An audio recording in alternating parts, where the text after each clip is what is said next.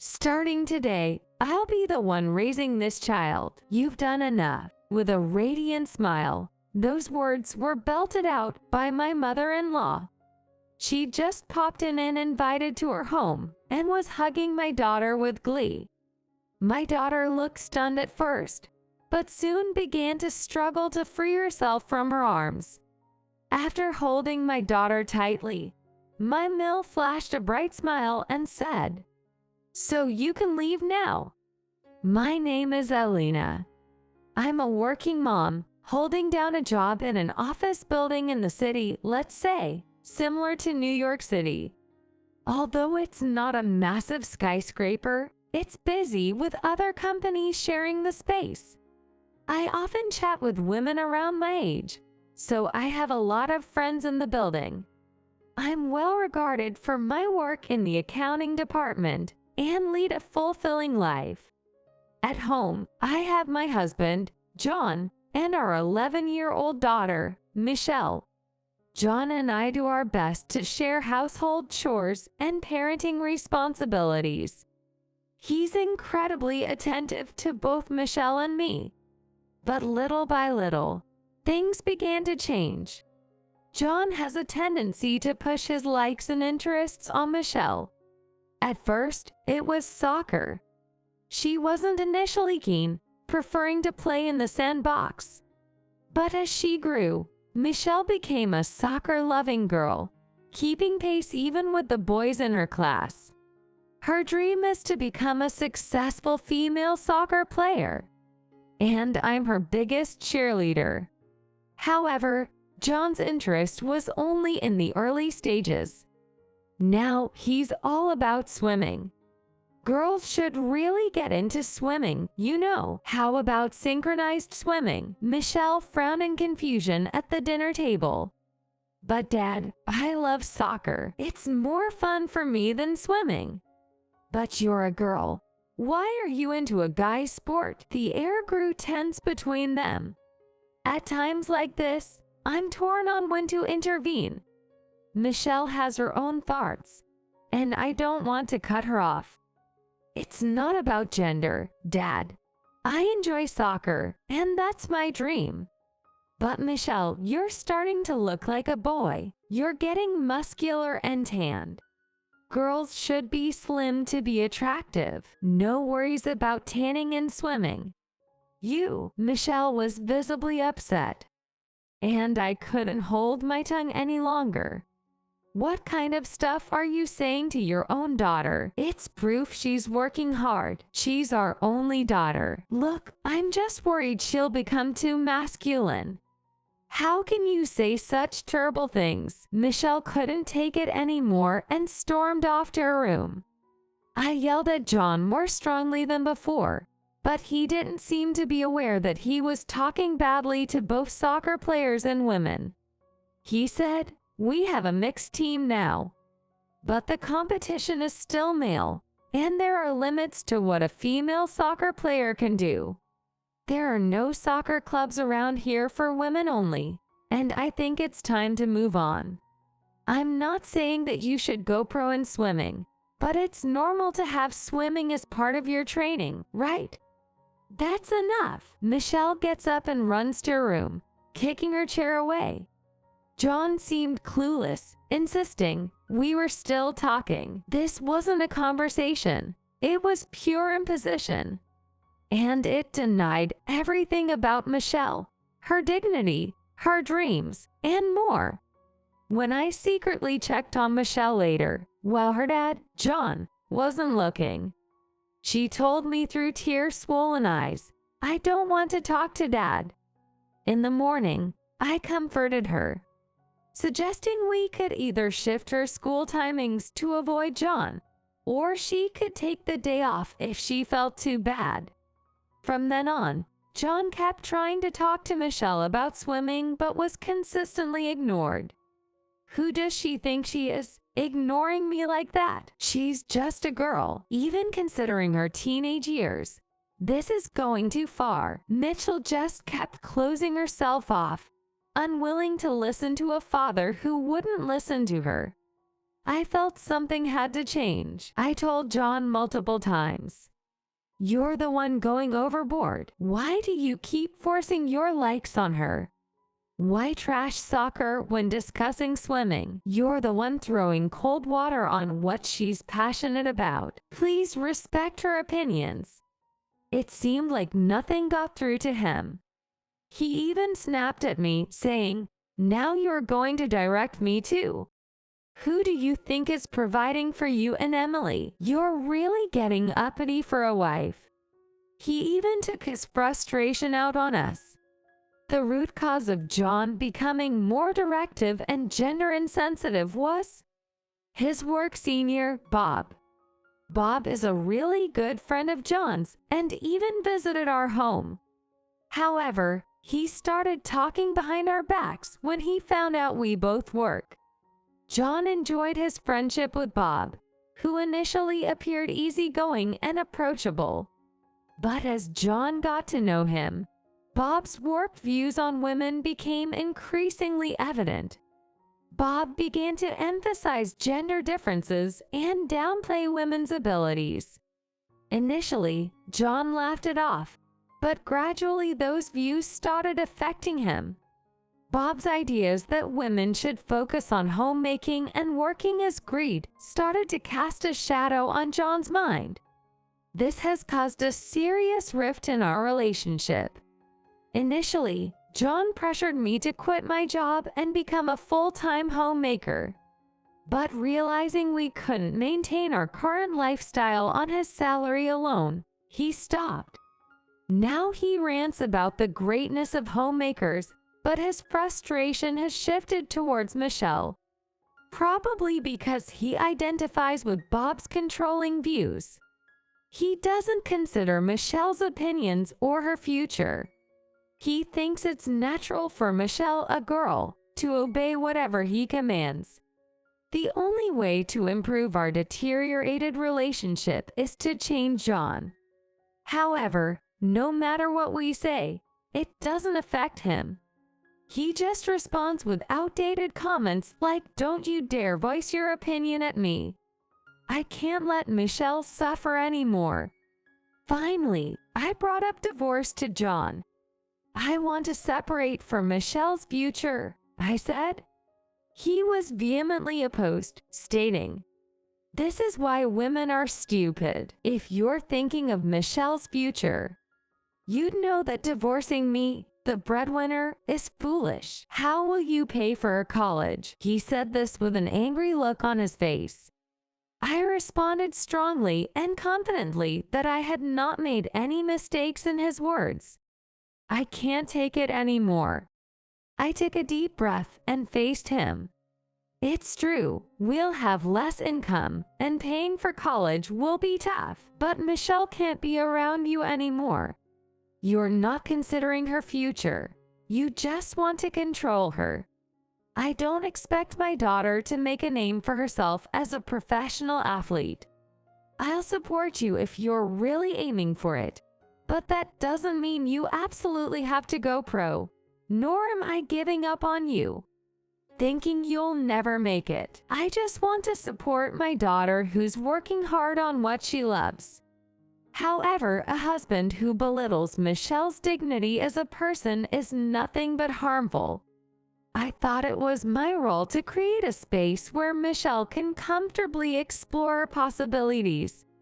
Don't just go talking about divorce so casually. If you want to go, then go yourself. I never said I'm the one leaving. And what's your plan for living with Michelle if I'm gone? Gonna call up your MILF from next door. John crossed his arms, in-phased. His expression quickly turned smug when I shot back. "Right? It's your fault for talking about divorce. I'll call your mom to set you straight." And he did, immediately calling my MILF, who lives nearby.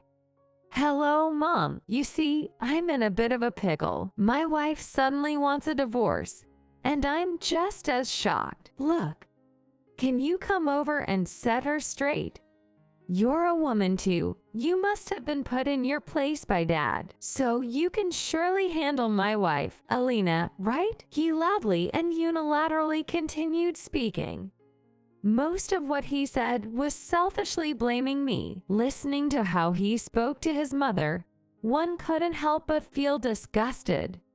Regardless, his mill responded, "I'm on my way," and they decided to discuss the divorce. "Is Grandma coming?" Michelle overheard them talking in the living room. Even though they had asked her to stay in her room since discussing divorce wasn't appropriate for her. Seeing their distressed daughter, the mill rushed to her, pushing past the couple to embrace her. Then, the mill turned to them with a stern face. "I heard everything. Poor little Michelle."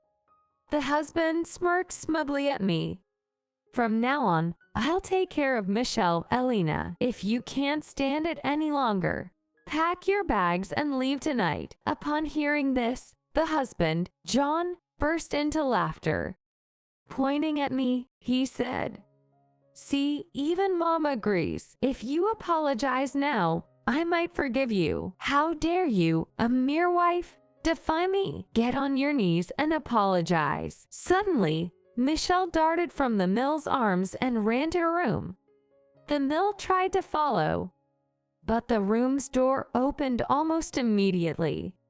There stood Michelle with a backpack, a shiny gym bag on her shoulder, and even a cute child-sized rain suitcase. She smiled at me and said, "I'm ready. Let's leave the creepy dad and go with Grandma," grabbing my hand. The suntanned Michelle looked stronger than ever.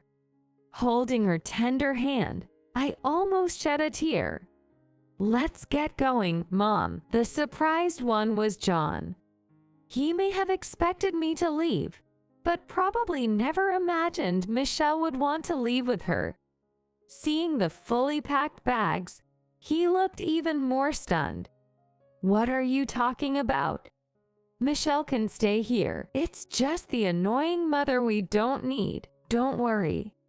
Mill will be here to take care of things. I'll even take you to a swimming class, okay?" His selfish ramblings continued. But Michelle had already turned her back on him. The mill, looking puzzled, chimed in, "Swimming, not soccer?" Before I could reply, Michelle spoke up.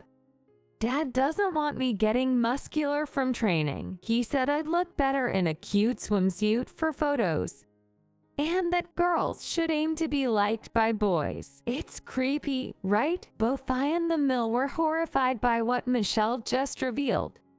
Outraged, the mill shouted, "John, what have you been telling your daughter? You're not looking at her that way, are you?" John defensively stammered, trying to explain himself.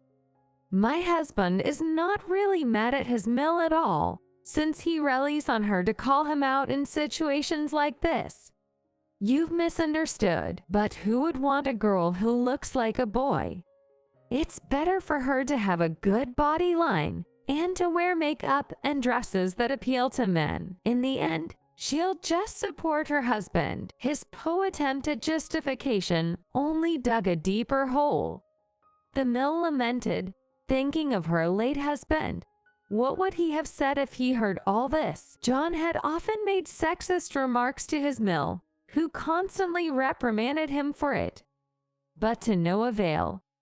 In truth, I had already informed her mill of most of John's disrespectful remarks towards her and Michelle. However, she had kept quiet about his comments regarding Michelle's physique, thinking it'd be too painful for the mill, because it would be so hard for me to recover if my own son were to say something like that to my kids. John has long since lost the ability to save his words and actions. He usually says things to his mom that mount women, and no matter how many times he is scolded, it is ineffective. My mill is a strong and dependable person, unlike my husband. After several conversations with her, we decided to get divorced, and she agreed to take on the task of re-educating my husband. I'm sorry, Michelle Helena. I'll take responsibility for raising this boy, she said. By this boy, she was referring to our son, John, without a doubt. In a swap, my daughter Michelle and I temporarily moved into my Mill's house, while she moved into ours to start my husband's re-education. Thanks to her intervention, the divorce was finalized, and life was supposed to get back to normal. It may take time for property division and finding a new place, but at least we won't be living as a married couple anymore. As soon as we set Michelle's backpack down at my Mill's place, she burst into tears. Holding her, I realized I never wanted to see my husband again. But just 1 week later, an unexpected visitor arrived at my workplace. I recognized the name Smith as someone my husband knows. A check of the full name confirmed that it was his senior colleague, the person who changed John for the worse. I was surprised, but headed to the shared lounge area in the building. Our company's guest area was occupied. Since we have no spare space, we always rent a common area in the building when we have multiple visitors. If it is an important business meeting, we have another rented meeting room. Most of the urgent visitors are salespeople who jumped in, and we had to deal with them in the lounge, so they had to wait for us there. To my surprise, not only was the senior colleague there, but also John. Both had interrupted their outside tasks to come see me. We can't talk properly at home because my mom is there. You'll listen to me seriously at work, right? So, just as I had my Mill on my side, my husband had brought along his respected senior colleague. My husband repeated his usual tirade about women being subservient to men. You know the patriarch is absolute. Women are accessories to men. It's natural for them to dress up nicely.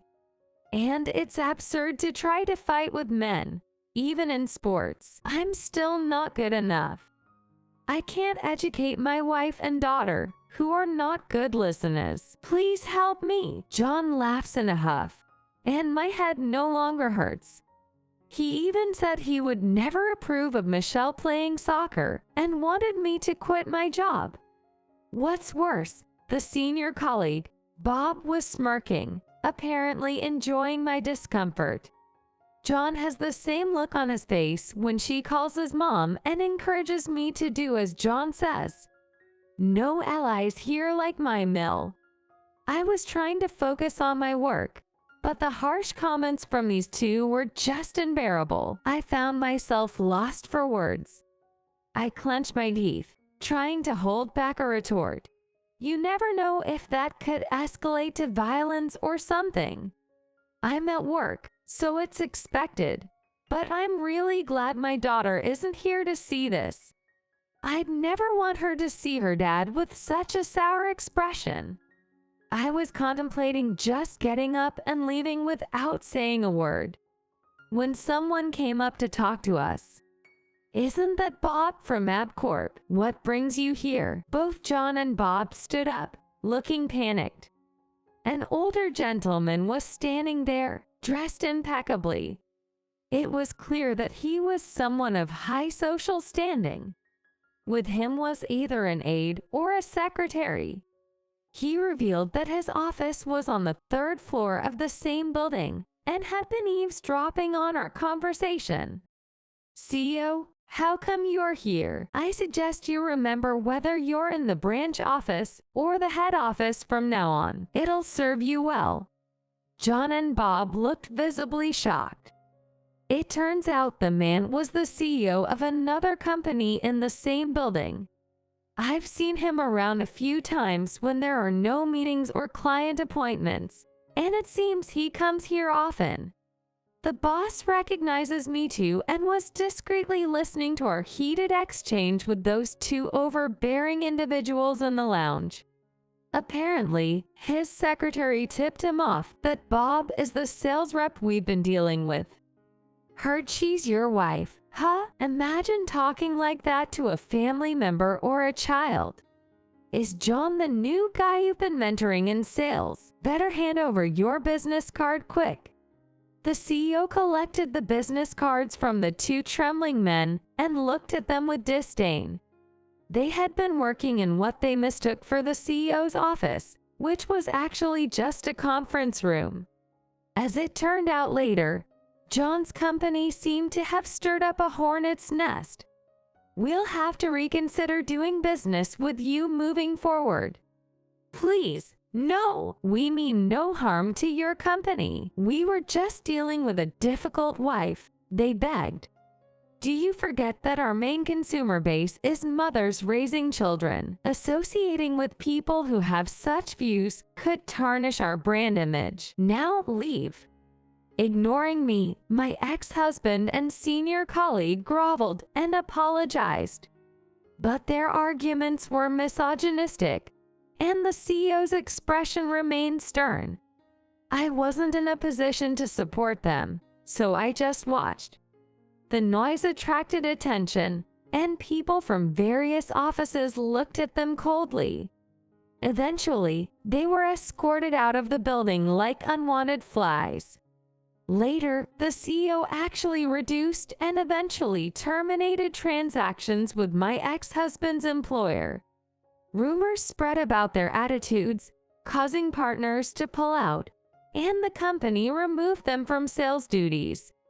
They lost credibility both externally and internally, and had no tasks assigned to them, becoming as welcome as a porcupine at a balloon party.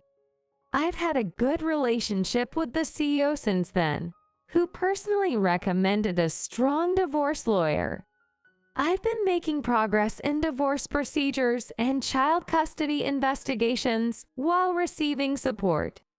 Balancing work, Michelle's activities, and divorce paperwork was tough, but I managed it with legal support. Then one day, my ex-husband and senior colleague showed up again, pleading loudly for the CEO to see them. Their attitudes had changed, not because they'd become better people, but because I'd learned to handle them calmly. Co-workers also felt a sense of unease at their presence. Their actions were causing a disturbance that could affect other companies.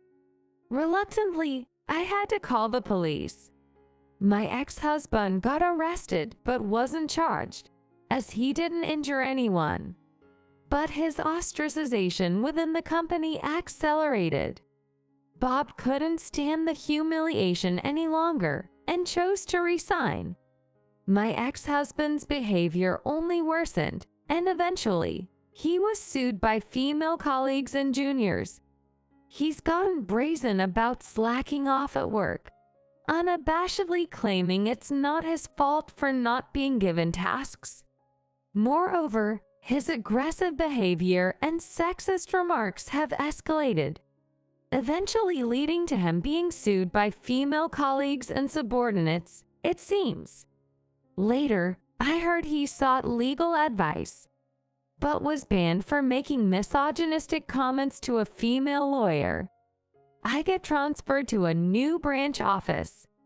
Due to concerns about my ex knowing my whereabouts and the difficulties of being a single mother, I was moved to a family-friendly department. I couldn't move far due to Michelle's school and soccer commitments, but that was fine. Fortunately, the nearest station was far enough away to change several times, so it was enough to be careful not to meet John. The new work environment was stimulating for me. I had time to communicate with Michelle at home, and both my work and home life were fulfilling.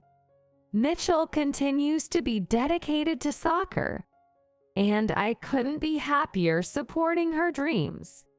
I decided to occasionally meet my Mill. We catch up at a chic cafe, and she tells me how Miku has been doing well since the move. Michelle, you look so much better. Yes, really, she adjusted quickly to her new surroundings. I think it was good for her to leave home. I should have made the decision earlier. My Mill then began to talk about how she tried to discipline my ex-husband. John quit his job and seemed to have been holed up at home for a while. During that time, Michelle was collectively accused by women at the workplace, and they naturally lost touch. He probably had other things to worry about. Ever since distancing himself physically from Bob, John's mindset seems to be gradually changing. I was told he's slowly but surely becoming more like the old John I knew. I quietly breathe a sigh of relief. Seems like I still need to keep an eye on him through my mill, but I prefer the kinder version of him. I don't know when he might relapse, so I haven't let him see our daughter. Communication is done through lawyers or my mill, avoiding any direct contact. Of course, I'm not going to push you to remarry. If he's genuinely sorry, he wouldn't dare ask you to remarry him. Think about your daughter. Prioritize your happiness, my mill concluded. I always knew she was dependable, but this situation makes me feel she's truly indispensable. I want to maintain a good relationship with her, putting aside my feelings for my ex-husband. When I expressed this, she timidly agreed, her eyes filled with soft tears. Next time, we're going to watch a soccer game together. My daughter got picked as a regular player, even among upperclassmen, so we're planning to cheer her on full throttle.